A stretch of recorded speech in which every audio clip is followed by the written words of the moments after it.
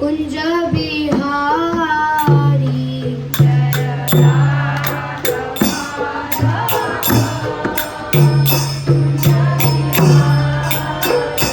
जय गोपी जन वल्लभा गिरिवरधारी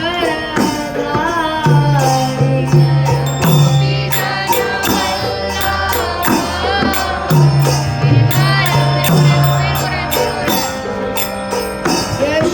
यशोदानंदन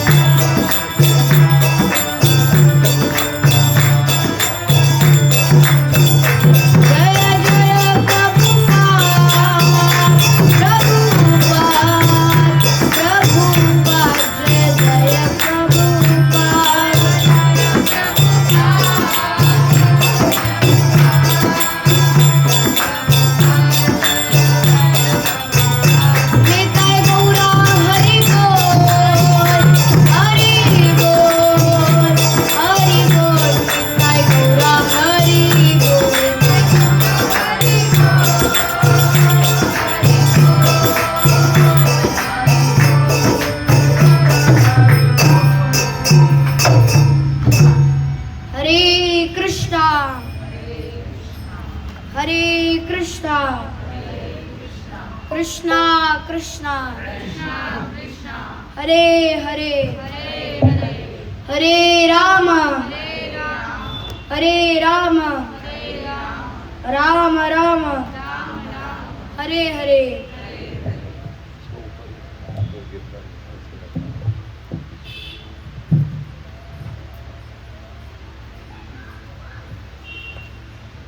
ॐ अज्ञानतिमिरान्धस्य ज्ञानाञ्जनशलाकया चक्षुरुन्मीलितं येन तस्मै श्रीगुरवे नमः। श्रीचैतन्यमनोभीष्टं स्थापितं येन भूतले स्वयं रूपं कदा मह्यं ददाति स्वपदान्तिकं। वन्देऽहं श्रीगुरुं श्रीयुतपदकमलं श्रीगुरुं वैष्णवांश्च श्रीरूपं साग्रजातं सगणरघुनाथं वितं तं सजीवं सावधैतं सावधूतं परिजनसहितं कृष्णचैतन्यदेवं श्रीराधाकृष्णपादान् सगणं ललिता श्रीविशाखान्वितांश्च। हे कृष्णा करुणा सिन्धु दीनबन्धु जगत्पते गोपेश गोपिका कान्त राधाकान्त नमोऽस्तुते।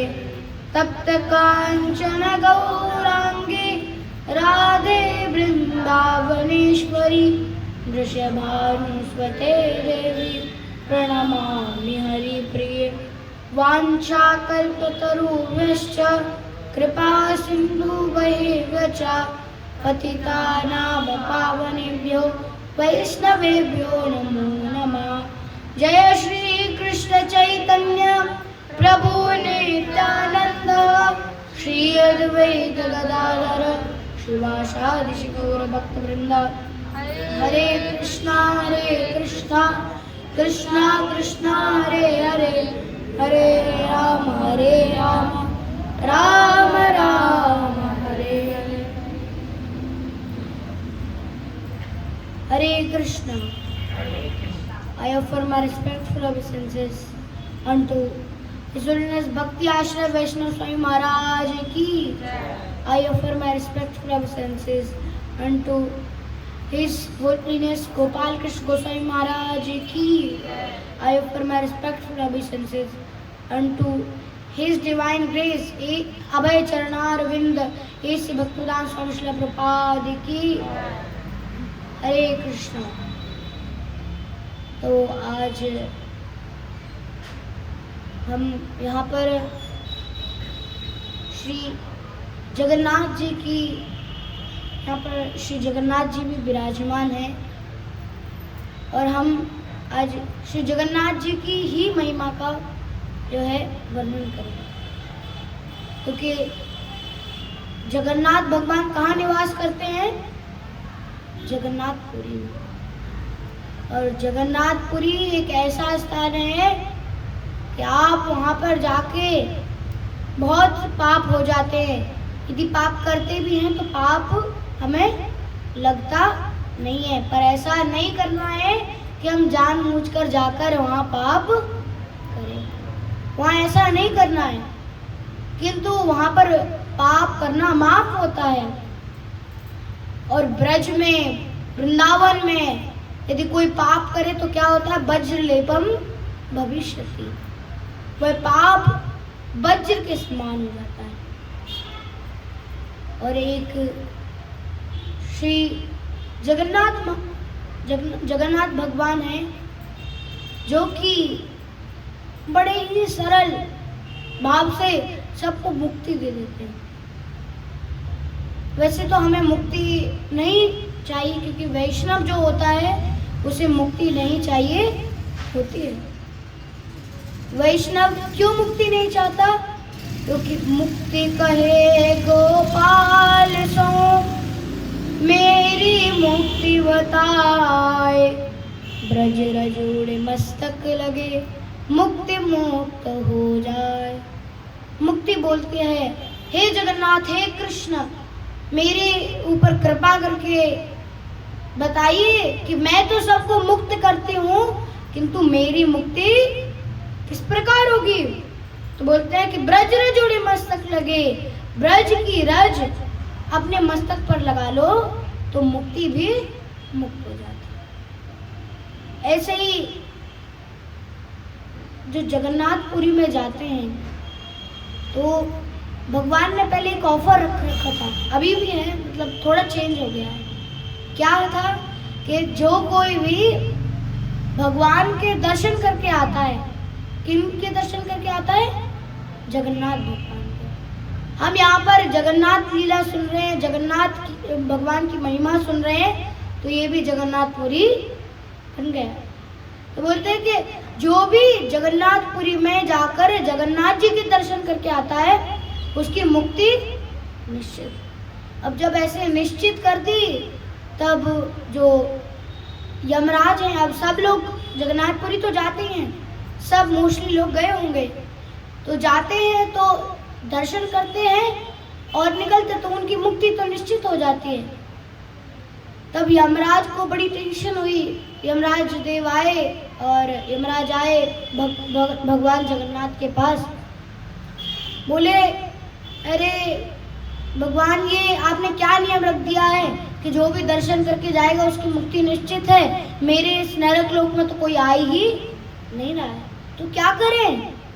भगवान बोलते हैं ऐसा करो, जगन्नाथपुरी में, जगन्नाथ मंदिर में 22 सीढ़ियाँ हैं, 22 सीढ़ियों में अलग अलग सीढ़ियाँ का अलग अलग महत्व है, किंतु जो तीसरी सीढ़ी है वो काली होती है, मतलब एक द्वार की, और उस पर बोलते हैं कि जाओ तुम उस पर निवास कर जाओ, बैठ जाओ।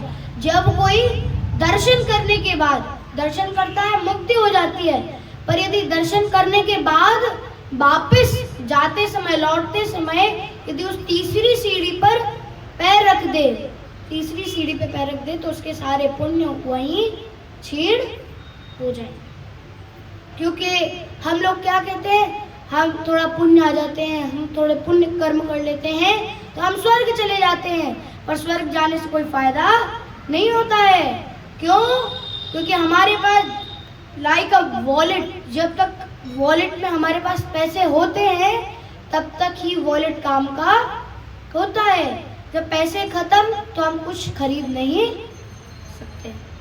इसीलिए यहाँ पर बोल रहे हैं कि ते तुम मुक्ता स्वर्गलोकम विशालम क्षीणे पुण्या मर्त लोके विशंति। श्रीमद् भगवद गीता के 9वें अध्याय के 21वें श्लोक में 9.21 में बता रहे हैं कि ते तुम मुक्ता स्वर्गलोकम विशालम, एक बार स्वर्गलोक में चले जाते हैं और फिर जैसे ही हमारे पुण्य छीन हो जाते हैं तो हम इस भौतिक जगत में, इस भव संसार में, इस भवकूप में दोबारा गिर जाते हैं। इसीलिए तब वो सीढ़ी है, काली सीढ़ी है, तो बोलते पुण्य छीन हो जाएंगे। इसलिए भगवान ने यहाँ से बोला और वहाँ से एक और तरीका निकाल दिया कि जिस रास्ते से भक्त जाते हैं उस रास्ते से भक्त नहीं आते हैं, सीधा दूसरे द्वार से निकलते हुए चले जाते हैं, तो भी उसकी भक्त की मुक्ति निश्चित होगी। और जगन्नाथ भगवान की तो महिमा ही ऐसी है कि उनके अष्टकम को पढ़ने मात्र से, अष्ट मतलब 8, कम अर्थात श्लोक, अष्टकम जो 8 श्लोकों का एक अष्टकम है उसे जगन्नाथ अष्टकम कहते हैं।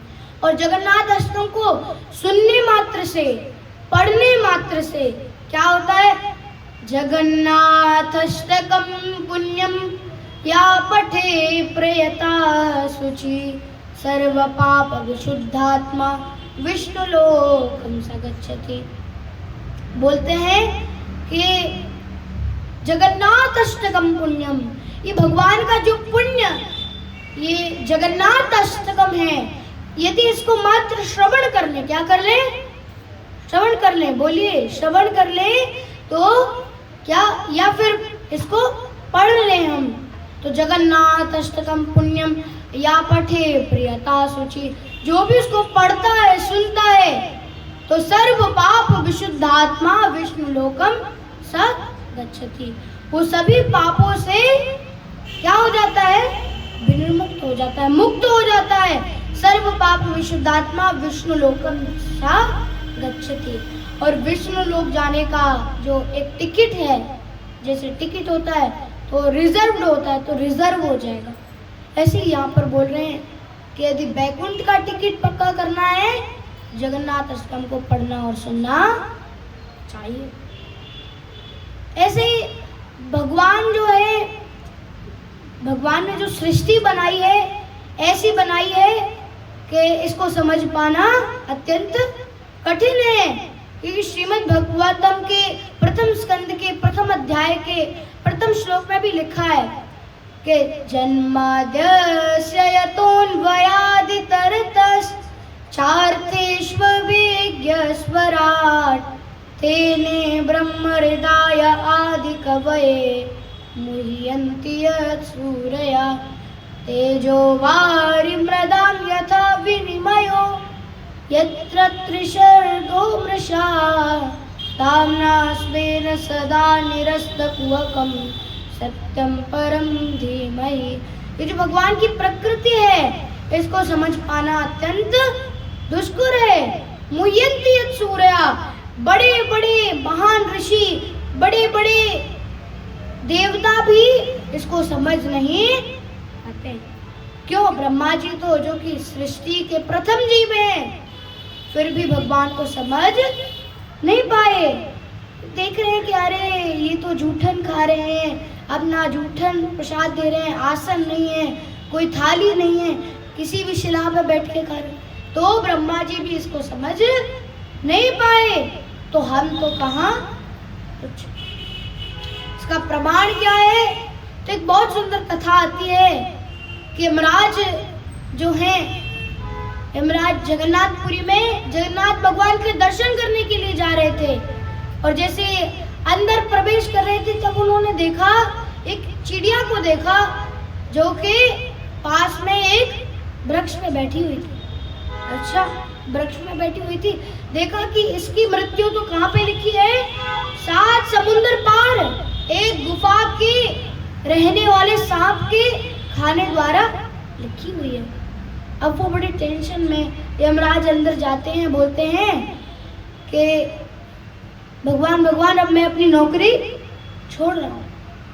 जगन्नाथ भगवान कहते हैं क्यों छोड़ रहे हो?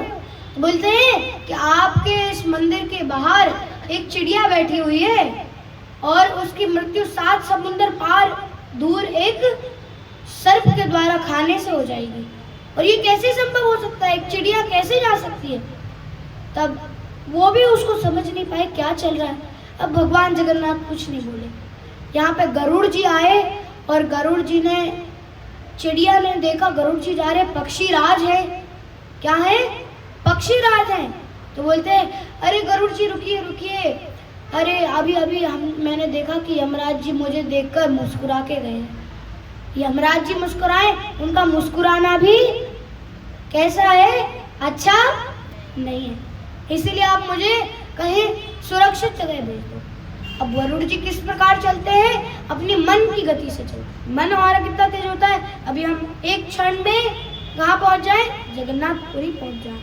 अब ऐसे ही गरुड़ जी ने चिड़िया को बिठाया और 7 समुंदर पार उस गुफा में ले जाके छिपा दिया। बोला तुम यहाँ पर बैठ जाओ, अब तुम्हें कोई कुछ नहीं बताएगा। और जैसे ही वो चिड़िया बैठती है तैसे आके एक सर्प उसको खा जाता है।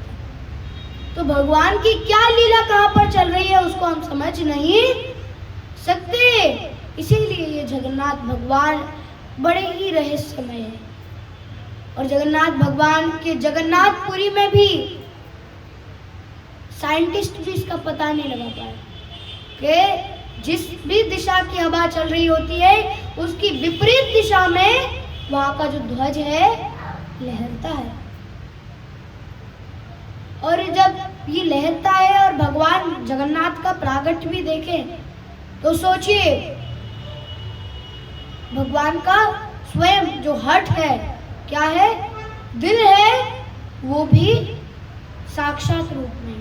यानी कि भगवान अभी इस धराधाम पर हैं, भले ही भगवान गए पर इस धराधाम पर भी हैं। और चेतन चरितामृत में भी कहते हैं कि कली काले नाम रूपे कृष्ण अवतार। कली काल में नाम के रूप में भगवान ने अवतार लिया है। जब प्रभुपाद जी गए जगन्नाथपुरी, उनके साथ कुछ अंग्रेज थे, तो जब अंदर प्रवेश, अंग्रेजों को प्रवेश वर्जित है। एक महिमा है कि अंग्रेजों के एक अंग्रेज आएगा और जगन्नाथ महाप्रभु जगन्नाथ भगवान उन पर मोहित होकर चले जाएंगे, इसीलिए अंग्रेजों को अंदर नहीं जाने देते। अब वो प्रभुपाद जी लेकर गए तो जाने नहीं दिया, तो बोला ठीक है, जब इनको नहीं जाने दें तो मैं जगन्नाथ जी को बाहर लेकर आऊंगा। तो फिर रथ यात्रा को प्रारंभ किया। और इसीलिए ऐसे जगन्नाथ भगवान हम सभी के उद्धार के लिए पतित पावन हेतु तब अवतार, पतितों के पावन के लिए, हम सभी अधमों के जो पवित्र करने के लिए भगवान जगन्नाथ प्रकट होते हैं। और इसीलिए वहां पर जगन्नाथपुरी में ऐसा माना जाता है। और जगन्नाथपुरी में कहा जाता है कि जो ऊपर का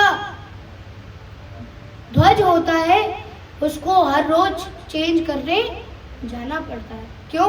यदि एक दिन भी चेंज नहीं किया, कितने दिन? एक दिन भी अगर चेंज नहीं किया तो 18 वर्षों के लिए जगन्नाथपुरी के मंदिर के जो पट हैं वो बंद हो जाए। और ये जगन्नाथ मंदिर बनवाया किसने? राजा इंद्रद्युम्न ने। राजा इंद्रद्युम्न के सपने में आया कि कोई नील माधव करके कोई भगवान है और वो आकर यहाँ पे एक मंदिर बनवाएंगे और उसमें स्थापित करेंगे। अच्छा, तब वो अपने एक मंत्री को भेजते हैं। वो जाते जाते जाते जाते एक गांव में पहुंचते हैं, ग्राम में पहुंचते हैं। उनको पता चलता है कि ऐसे ऐसे इनके जो पिताजी हैं एक सीक्रेट जगह जाते हैं और वहाँ पर नील माधव भगवान के कोई भगवान हैं, उनकी पूजा करते हैं। अच्छा, नील माधव भगवान, तो उनकी बेटी से वो विवाह कर लेते हैं, पर उनका मेन उद्देश्य क्या था? नील माधव भगवान को यहाँ से ले जाना, जगन्नाथपुरी में स्थापित करना। तब जाते हैं वो, और जैसे ही विवाह कर लेते हैं, अब एकदम तो ट्रस्ट नहीं कर सकते, तब वो बहुत मनाते हैं। तब जैसे तैसे करके उनके पिताजी, जो उनके ससुर जी हैं, ससुर जी, वो उनकी पत्नी के पिताजी वो मान जाते हैं। और जब मान जाते हैं तो उनको लेकर जाते हैं, पर अभी भी इन्होंने चालाकी कर दी और सरसों के जो दाने हैं वो अपने हाथ में लेकर गए और रास्ते में सरसों के दाने डालते गए। अब उन्होंने सोचा जब बारिश होगी तो अन्नाद भवन्ति पर्जन्या पर्जन्यान्न संभवात्, बोलते हैं कि जब वर्षा होगी तो अन्न अपने आप हो जाएगा, अन्न हो जाएगा। तो ऐसे लौट कर गए वहाँ पर, पट्टी बोला कि पट्टी बांध कर ले जाएंगे और वहाँ पर आप दर्शन कर लेना, और फिर पट्टी बांध कर दोबारा लाएंगे कि कहीं ये रास्ता पता ना चल जाए। तब वापस आते हैं, ऐसे ही करते हैं, लेकर आते हैं। तो कुछ महीनों बाद वो जो सरसों के दाने थे वो पेड़ में बदल जाते हैं। अब वो उन्हीं पेड़ों को देखते देखते देखते नील माधव भगवान तक पहुंच जाते हैं, राजा को भी ले जाते हैं। पर जैसे ही अंदर पहुंचते हैं तैसे ही वो नील माधव भगवान की मूर्ति क्या हो जाती है? अंतर्ध्यान हो जाती है। अंतर्ध्यान होती है, बड़े दुखी होते हैं राजा। राजा रोने लगते कि ये कैसा स्वप्न कि आपने पहले स्वप्न दिया और अब आप अंतर्ध्यान हो गए। तब राजा ने प्रसाद पाना छोड़ दिया, तो मुझसे भूल हो गई, अब मैं प्रसाद नहीं पाऊंगा। जब प्रसाद नहीं पाऊंगा तो बोलते हैं, सपने में आता है कि सुनो राजा इंद्रद्युम्न, तुम प्रसाद पाओ और मैं अब उस रूप में नहीं अब मैं एक लकड़ी के रूप में समुद्र में तैरता हुआ आऊंगा और उससे मेरा जो है स्वरूप तुम बनवाना। इतना जैसे स्वप्न आता है, देखते हैं अगले दिन तो सच में एक लकड़ी होती है और देख के बड़े ही प्रसन्न हो जाते हैं।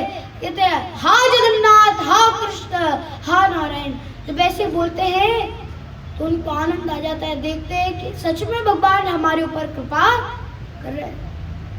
किंतु वो इतना भारी भी था कि उसको ले जाना भी बड़ा मुश्किल हो रहा था और कोई उस पर मूर्ति बनाने के लिए आता तो जो बनाने आता उसी की छेनी, हथौड़ी सब टूट जाती। इतनी पावरफुल विग्रह थे। और फिर तब भगवान विश्वकर्मा जी को भेजते हैं। विश्वकर्मा जी एक वृद्ध रूप धारण करके आते हैं, बोलते हैं मैं बनाऊंगा, किंतु एक शर्त है। क्या है कि 21 दिन तक कोई दरवाजा नहीं खोलेगा। अगर उससे पहले खोल दिया तो ये मूर्ति जैसी है वैसी ही रह जाएगी। बोलते अच्छा ठीक है। राजा ने बोला कि ठीक है आप बनाइए, आपको एक कमरे में बंद कर देते हैं। अब 21 दिन तक, अब 15 दिन तक लगातार आवाज आई। किसकी? छेनी और हथौड़े की। 15 दिन के बाद 15वें दिन जो उनकी राजा की पुत्री थी उनको आवाज नहीं आ रही थी। तो वो उनकी पुत्री जाती, महाराज महाराज लगातार 15 दिन से आवाज आ रही, आज आवाज नहीं आ रही है। कहीं भोजन की कमी के कारण वृद्ध की मृत्यु तो नहीं हो गई? जरा देखिए तो जरा। जैसे ही खोलते हैं तैसे ही वो वृद्ध तो होते ही नहीं, वृद्ध थे नहीं, विश्वकर्मा जी थे नहीं। उनको नहीं पता था कि विश्वकर्मा है और वो थे नहीं। और उनकी जो जगन्नाथ सुभद्रा बलदेव की जो मूर्ति थी वो अधूरी की अधूरी रह गई थी। उनके पैर नहीं होने थे। तब अंदर जाते हैं। अब वो सोचते हैं कि अरे हमने गलती कर दी, 21 दिन से पहले नहीं खोलना था, अब ये मूर्ति अधूरी रह गई। किंतु भगवान ने कहा कि इसी रूप में मुझे स्थापित कर दो, इसी को कलयुग में पूर्ण स्वरूप पाने। और ऐसा भी नहीं है कि सतयुग में आए हो, त्रेता में आए हो, द्वापर में आए हो। भगवान किस में आए? कलयुग में आए। कब आए? 800 वर्ष पूर्व आए। 800 वर्ष मतलब चैतन्य महाप्रभु 540 वर्ष पूर्व आए और जो जगन्नाथ भगवान है 800 वर्ष पूर्व। और ऐसे ही जगन्नाथ भगवान जो है हमें कृपा बरसाने, हम पर कृपा बरसाने के लिए आते हैं। और एक बहुत सुंदर श्लोक भी आया है कि शृणुयात् परया भक्त्या तीर्थयात्रा मिमां द्विजा सर्व पाप विनिर्मुक्तो विष्णुलोकम स गच्छति। तो ये स्कंद पुराण से लिया गया है और इसमें लिखा गया है कि शृणुयात् परयात् भक्त्या, जो भी सुनता है, क्या करता है? सुनता है। किसकी महिमा? जगन्नाथ जी की। और शृणुयात् परयात् भक्त्या, और जो बोलता है भक्त तीर्थ यात्रा में भाग भेजा, और जो तीर्थ यात्रा करता है, तीर्थ यात्रा की महिमा को सुनता है, सर्व पाप विनिर्मुक्तम, वो सभी पापों से मुक्त हो जाता है और विष्णु लोकम सा गच्छति, और विष्णु लोक को जाता है। और वैसे तो कई सारे जो श्लोक हैं आए हुए हैं और जगन्नाथ भगवान की महिमा का वर्णन आया हुआ है।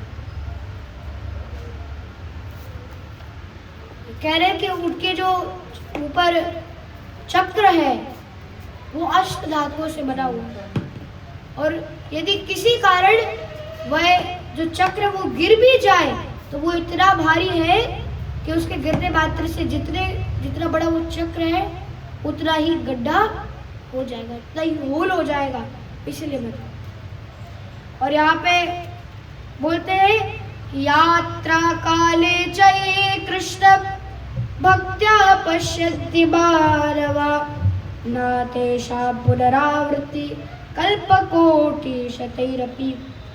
कि यात्रा काले च कृष्ण भक्त्या पश्यन्ति मानवा।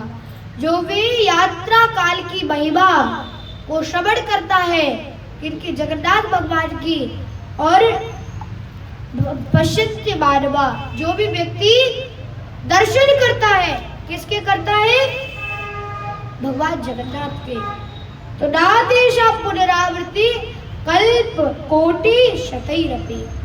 उसको इस संसार में अनेकों अनेकों करोड़ों करोड़ों कल्पों तक नहीं आना पड़ता। किंतु हम कैसे आए हैं? हमारी भी कोई इच्छा हुई होगी तो हम दोबारा इस धराधाम पर, इस भौतिक जगत में आए हुए हैं। और कहते हैं कि चक्रम दृष्ट्वा हरेर दूरात् प्रसादोपरि संस्थितम् सहसा मुच्यते पापं नरो भक्त्या प्रणम्यते। बोलते हैं कि जो दूर से ही जो जगन्नाथपुरी का जो चक्र है ऊपर, उसको देखकर मात्र प्रणाम कर दे। कैसे प्रणाम कर दे? पूरा साष्टांग भी नहीं करना, इतना मात्र कर दे तो भी क्या होगा कि उसके तत्क्षण पापों से मुक्त हो जाएगा, उससे भक्ति प्रदान हो जाएगी।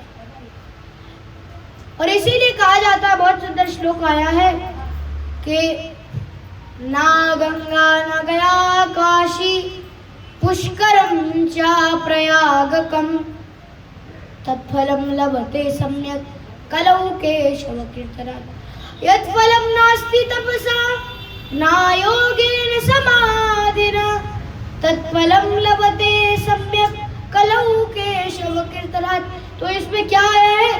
तत्फलम लभते सम्यक। तो बोलते हैं कि कोई ना तो गंगा जाए, कहाँ ना जाए? ना तो गंगा जाने की आवश्यकता है, ना काशी जाने की आवश्यकता है, ना गंगा न गया काशी पुष्करम च प्रयागकम।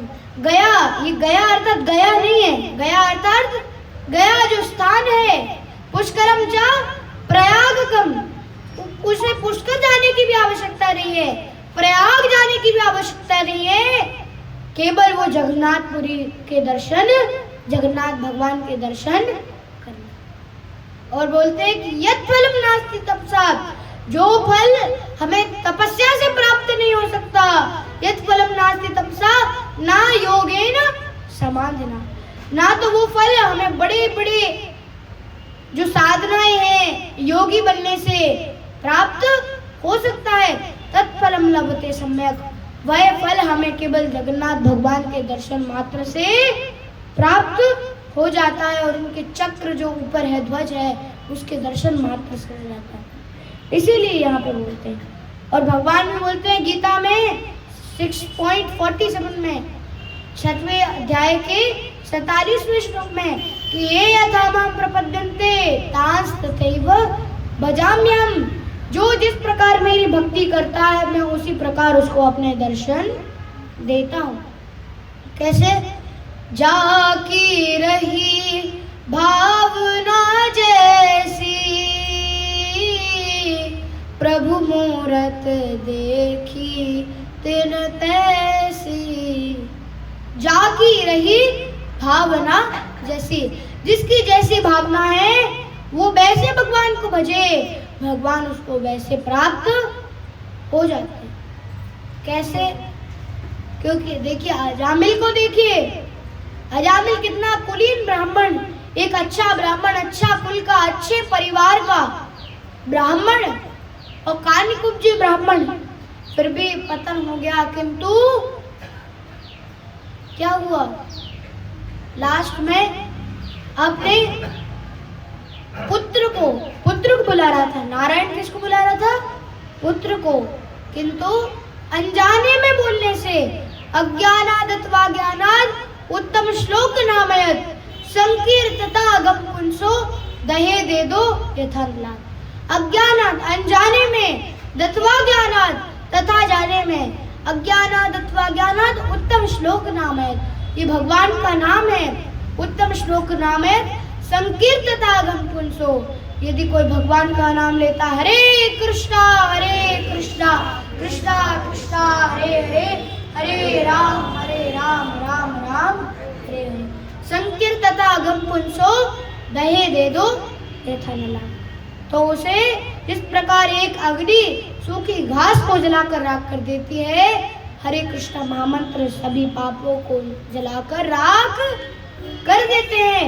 इसलिए चौपाई भी आई है एक रामचरितमानस में, भाय कुभाव अनख आलस नाम जपत मंगल दिस दसहु।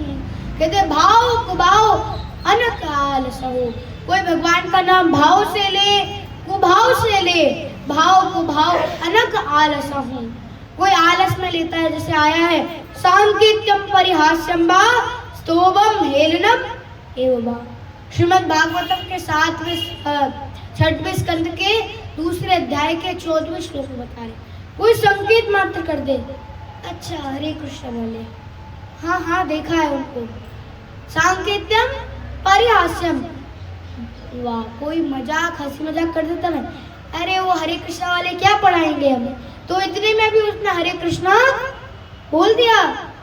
क्योंकि प्रभुपाद जी के पास एक बार लेटर आया, एक मुस्लिम का लेटर था, एक हिंदू का लेटर था। हिंदू ने लिखा कि आपकी संस्था बहुत अच्छी है और आप बहुत बहुत अच्छा कार्य कर रहे हैं, अंग्रेजों को भी इस संस्थान में लगा रहे हैं। उसने एक बार भी हरे कृष्ण नहीं बोला। और मुस्लिम है वो ऐसे गालियां दे के लिखता है कि अरे आपने क्या हरे कृष्णा लगा रखा है, क्या ये संस्थान बना दिया हरे कृष्णा का, ये हरे कृष्णा वालों ने हमारा जीना हराम कर दिया। इतना लिखा तो प्रभुपाद जी से पूछा कौन सा लेटर बेस्ट है, तो बोलते कौन सा लेटर बेस्ट है, तो बोलते ये मुस्लिम वाला लेटर बेस्ट है। क्यों? क्योंकि एक हिंदू होने के बाद भी क्या एक बार भी हरे कृष्णा नहीं बोलता, और जो ये मुस्लिम है, मुस्लिम होकर भी इसने कम से कम 3 बार तो हरे कृष्णा बोला। इसीलिए इसका जो लेटर है वो बड़ा बढ़िया है। और यही ऐसे एक आपने देखा है कि बेड़ी हनुमान जी है, आवाज बढ़ा,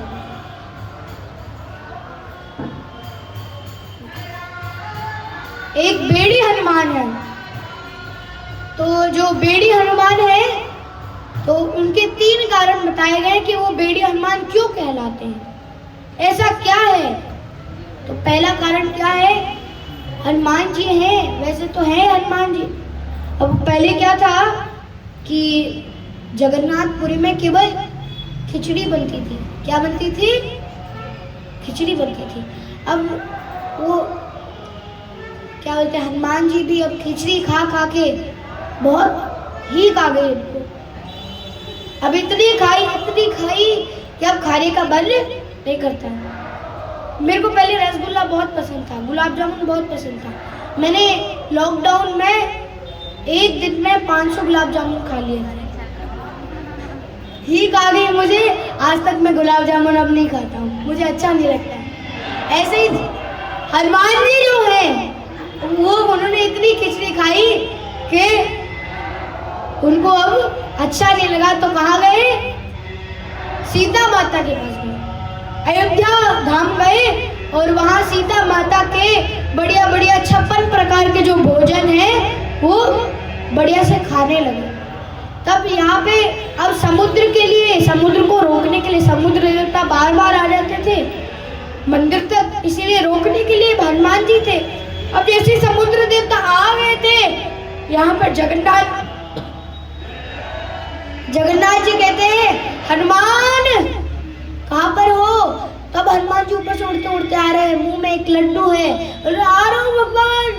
बस गया था थोड़ा, बहुत दिनों से 56 प्रकार के जो पकवान उनका खाने का मन कर रहा था, इसीलिए अब बहुत दिन से ये खिचड़ी खाते खाते मेरा मन बन गया था।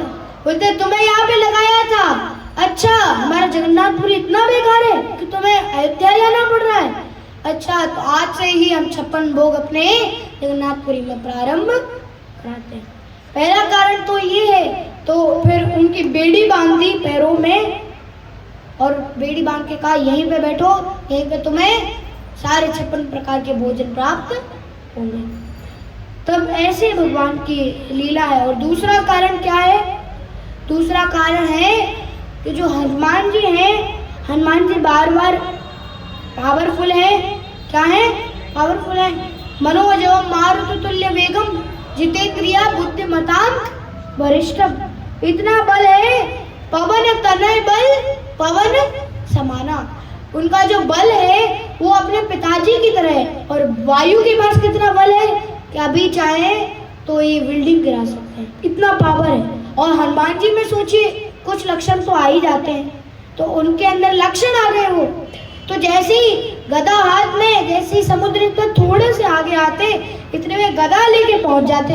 अब बेचारे समुद्र देवता डर के मारे वापस चले जाते। अब समुद्र देवता कंप्लेंट करने चले गए किसके पास? जगन्नाथ भगवान के पास। कह रहे ये बार बार आते हैं, मुझे डरा के भगा देते, मैं आपके दर्शन नहीं कर पाता हूँ। बोलते हैं ऐसा करता हूँ, ठीक है अब से ये नहीं करेंगे, मैं इनको बेड़ी बांध देता हूँ कि कहाँ तक ये जा सकते हैं। तो बेड़ी बांध के रख लिया। और तीसरा कारण क्या है? तीसरा कारण है कि हनुमान जी जो थे, हनुमान जी क्या करते थे? जो राम कथा होती है, कृष्ण कथा होती है, जहां भी राम जी की कथा होती वहीं पर चले जाते। अब वो भक्त का तो स्वभाव ही है कि जहाँ कथा वहाँ भक्त। जब ऐसे था तो जहाँ राम कथा हुई वहीं पर हनुमान जी भाग जाते थे। बोले कि क्या करें, हनुमान रोज चले जाते हैं, कहाँ चले जाते? बोलते नहीं, तुम यहीं पर रहोगे। तो बेड़ी बांध के रख देते कि यहाँ से आगे नहीं बढ़ोगे, अब तुम उड़ भी नहीं सकते। इसलिए उनका नाम बेड़ी वाले हनुमान जी है। और फिर तो सत्यभामा जो भगवान का स्वरूप है, जगन्नाथ वाला, इससे पहले भी कहा जाता है कि केदारनाथ और बद्रीनाथ में भगवान क्या करते हैं? स्नान करते हैं। क्या करते हैं? स्नान करते हैं। और द्वारिका में वस्त्र पहनते हैं। जगन्नाथपुरी में प्रसाद पाते हैं, महाप्रसाद गोविंदे दवा दवा के खाने दे। जगन्नाथपुरी में प्रसाद पाते हैं और रामेश्वरम में शयन करते हैं। ऐसे 4 धाम में भगवान अलग अलग कार्य करते हैं। जब ऐसे एक दिन जब भगवान बैठे हुए थे तब अचानक से वहां पर राधा रानी जो है दूध पी रही थी, गरम जलता हुआ दूध पी रही थी। तो उनका मुंह जल गया, उनके आंसू आने लगे। तो यहाँ पर भगवान कृष्ण का मुंह भी जल गया। और जैसे मुंह जला तो उनके भी आंसू आने लगे, बोलने लगे राधा राधा राधा। सत्यभामा और उनकी पटरानी सोचते हैं कि हम तो इनकी पटरानी है, राधा राधा कौन? तो कहते हैं रोहिणी माता से पूछते हैं। रोहिणी माता इनके बचपन में बाल्य अवस्था में इनके साथ। तब रोहिणी माता के पास जाते हैं, 16,108 रानियां पूछते हैं कि राधा राधा क्यों बोलते हैं? तो बोलते हैं कि यदि इस कथा को सुनाना है तो कहीं ऐसे स्थान पर जाना होगा जहाँ पर क्या हो, बड़ा ही, जहाँ पर ये कृष्ण और बलराम ना आ पाए। जब ऐसे बोला तो जाते महल में चले जाते हैं। जैसे महल में जाते हैं और अंदर बैठ के रोहिणी माता बैठ जाती है 16,108 रानियों को लेकर, और बाहर सुभद्रा माता को पहरेदारी के लिए बिठा देते हैं कि कोई भी आए, और स्पेशली कृष्ण बलराम आए तो उनको तो तनिक दिखाना भी मत, क्योंकि यदि उन्होंने सुन लिया कि बाल्यावस्था की बात कर रहे हैं तो उनको वो विरह पे आ जाएंगे और फिर वो बड़े दुखी हो जाएंगे। इसीलिए संभल के अब सुभद्रा माँ को भी बाहर खड़ा कर दिया, वो भी नहीं सुन रही। अब आते हैं भगवान भी क्या है, लालच दे देते हैं, बोलते हैं कि कहाँ गई ये सारी रानियाँ और रोहिणी माता कहाँ गई? बोलते वो तो अभी पर्सनल मीटिंग में है, अभी नहीं मिल सकते आप। अच्छा क्यों नहीं मिल सकते? कुछ उनकी बात होगी, मुझे क्या पता। बोलते कि देखो रक्षाबंधन आ रहा है, बढ़िया से 500 रुपये दूंगा मैं तुम्हें। आजकल के लोग क्या करते हैं, अरे मेरा ये काम कर दो, तो रक्षाबंधन के दिन बहुत बढ़िया गिफ्ट दूंगा। ऐसे भगवान ने भी लालच दिया, सुभद्रा माता नहीं मानी, बोली देखो हमें भी क्यूरोसिटी हो रही है, तुम्हें भी क्यूरोसिटी हो रही है कि क्या चल रहा है, तो जरा जरा देखते तो है क्या चल रहा है। जैसे ही खिड़की थोड़ी सी खोलकर सुन रहे होते हैं भगवान की बाल्य लीला, जो गोपियों के साथ वैकुंठा जनितो वरा मधुपुरी तत्रापि रासोत्सवात् वृंदारण्य उदार पाणि रमणा तत्रापि गोवर्धना। जो भगवान की रास की लीला और अनेकों राधा रानी की लीला और राधा रानी के ऐसे मिलन होता था, तो बोलते हैं कि जब ये सुनने लगे तो तीनों के तीनों ऐसे कैसे खड़े हो गए, ऐसे। अब नारद जी देखे, नारद जी और नारद जी देखने लगे। जैसे ही नारद जी ने देखा और ऐसे ऐसे बड़ी बड़ी आंखें थी, देख रहे थे कि क्या सुना रही है, तो एकदम स्तब्ध रह गए। अष्ट सात्विक विकार होते हैं, उसमें एक विकार होता स्तब्ध हो जाना।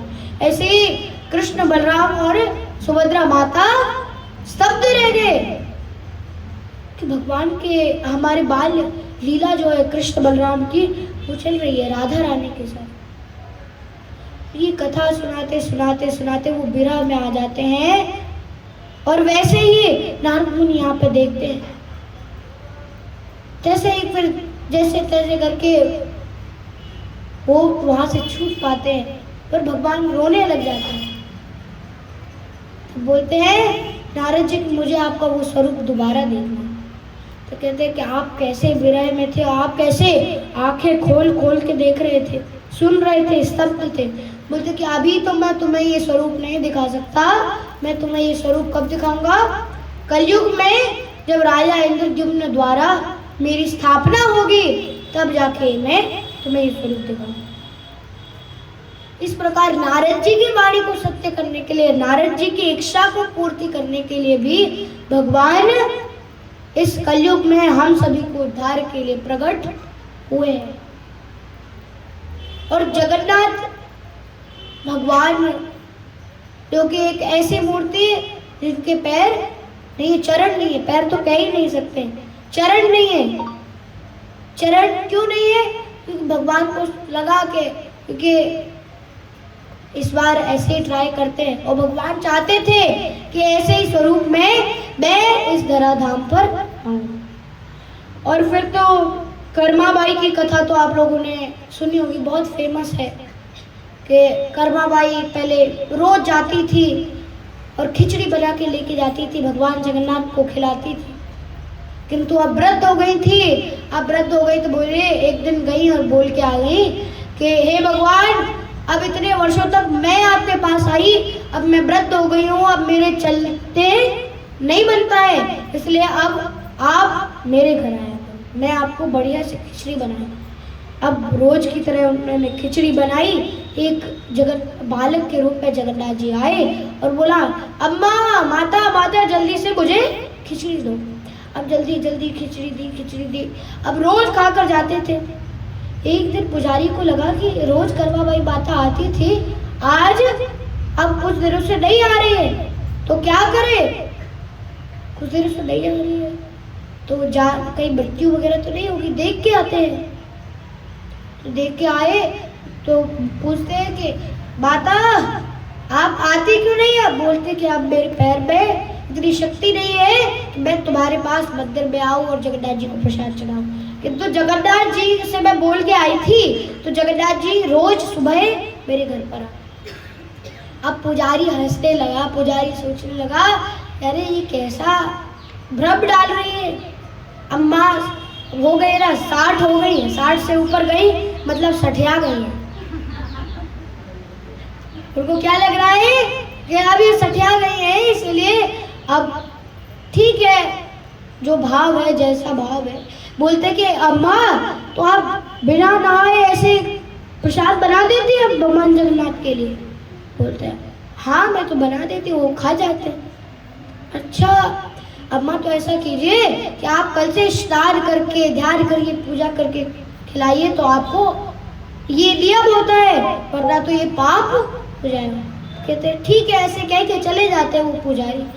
अब करबा अगले दिन करबा बाई नहाने गई, धोने गई, फिर कपड़े पहने, इतने में भगवान आ रहे, अरे भैया भैया अभी तक खिचड़ी नहीं बनी आपकी, वहां पे 2 मिनट बाद मेरे पट खुलने वाले हैं, मैं क्या करूं? तो कहती अभी नहीं काला, अभी दू लाला। जैसे ही दी तो भगवान जैसे खा रहे थे मुंह पे यहाँ पर लगी रह गई, वह जैसे ही पट खुलने वाले दौड़ के गए भगवान और वहां पे खड़े हुए। और जैसे ही खड़े हुए देखा कि यहाँ पर खिचड़ी लगी हुई है, उसमें से भाप निकल रही है, इतनी गर्म गर्म खिचड़ी कैसे खाकर? पुजारी समझ गए कि करबा बाई माता के यहाँ से खा कर और बड़े रोने लगे, मुझसे अपराध हो गया।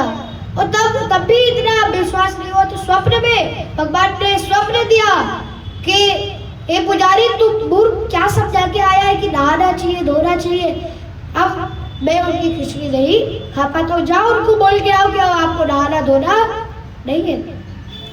ऐसे ही सदर कसाई भी थे।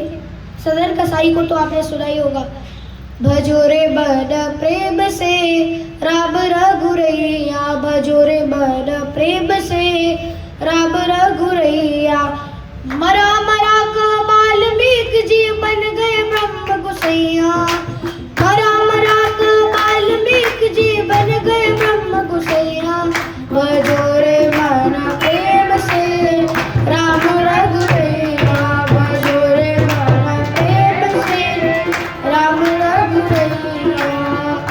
ओ झूठे बेर से सबरी तर गई बिछा पुरानी चटैया, झूठे बेर से सबरी तर गई बिछा पुरानी चटैया, यवन हराम नाम कहीं तर गई, यवन हराम नाम कहीं तर गए सदन कसैया,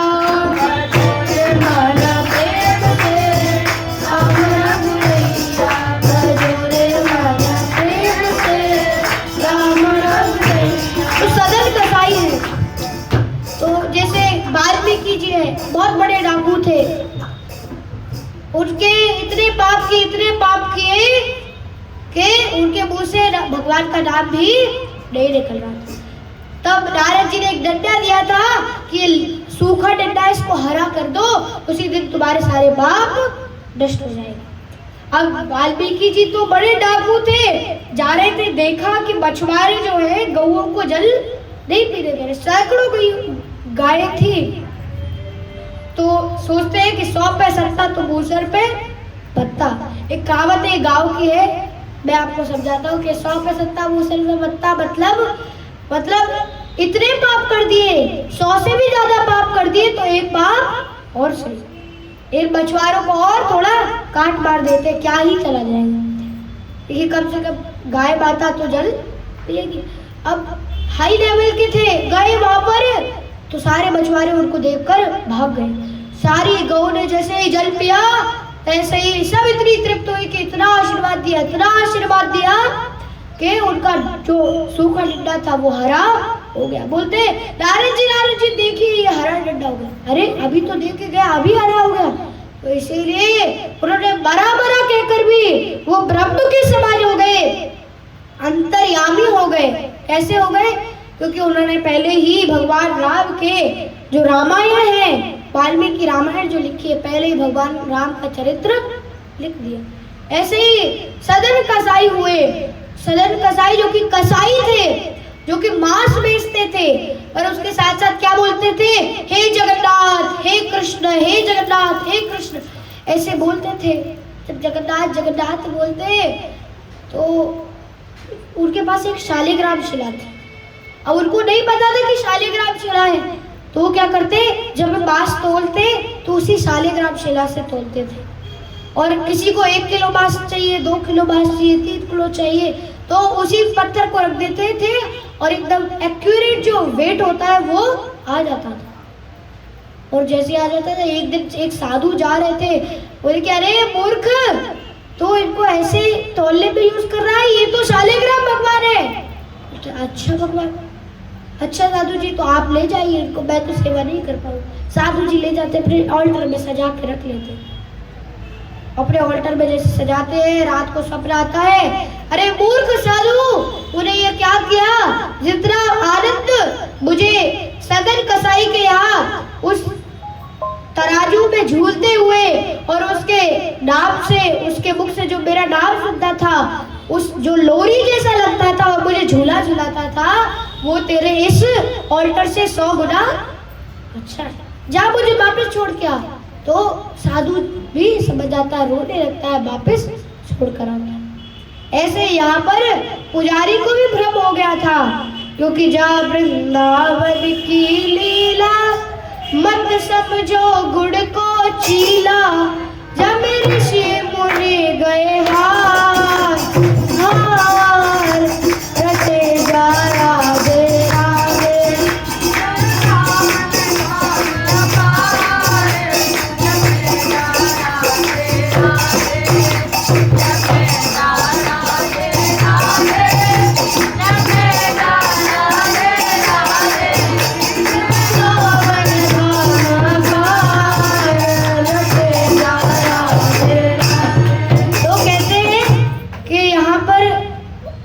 जो अच्छे अच्छे बड़े बड़े देवता भी इसको समझ नहीं पाते हैं। हमें भी इसको गुड़ का चीला नहीं समझना है। यह वृंदावन की लीला मत समझो गुड़ को चीला। यहाँ पे गुड़ का चीला ही क्यों लिया है? मेरे को भी पहले डाउट था, फिर मैंने थोड़ा सेंस लगाया तो कुछ और भी हो सकता है, पर मैंने अपने हिसाब से बता रहा हूँ कि एक दिन मैं जब स्कूल जाता हूँ तो एक दिन स्कूल के लिए जो लंच था वो रेडी नहीं हुआ था, केवल 10 मिनट बचे थे। बोला कि अच्छा बब्बा अब क्या बनाएंगे, अब क्या ले जाएंगे लंच में? तो बाबा कहती है अभी 10 मिनट में चीला बना देते। अब गुड़ का चीला इतना सरल है कि वो 5 मिनट में बन के तैयार हो गया, हमारे लंच में रख के स्कूल चला गया। तो हमें इसीलिए ये गुड़ का चीला नहीं समझना चाहिए जो 5 मिनट में समझ में आ जाएगी। हमारी पूरी ये जितनी भी हमारी पूरी जिंदगी है, इसमें भी हम इसको समझ नहीं सकते। ऐसे ये समझना चाहिए कि ये जो जगन्नाथपुरी की लीला है, जो पुरी की लीला है, क्योंकि पुरी के आसपास ऊपर भी कोई पक्षी नहीं उड़ सकता और कोई एरोप्लेन भी जाता है तो जो उसका चक्र है वो जैसे नॉन एरोप्लेन जोन होता है उसको कर देता है, ऐसा माना जाता है।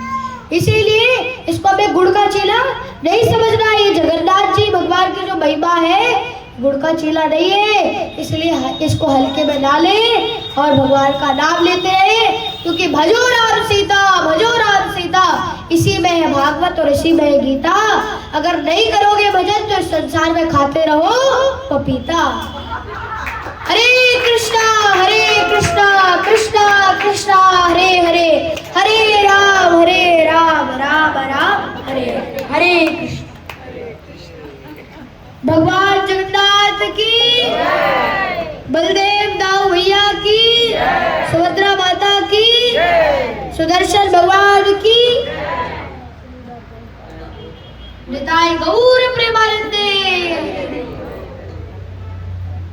माता जी ने हमें बुलाया और यहाँ पर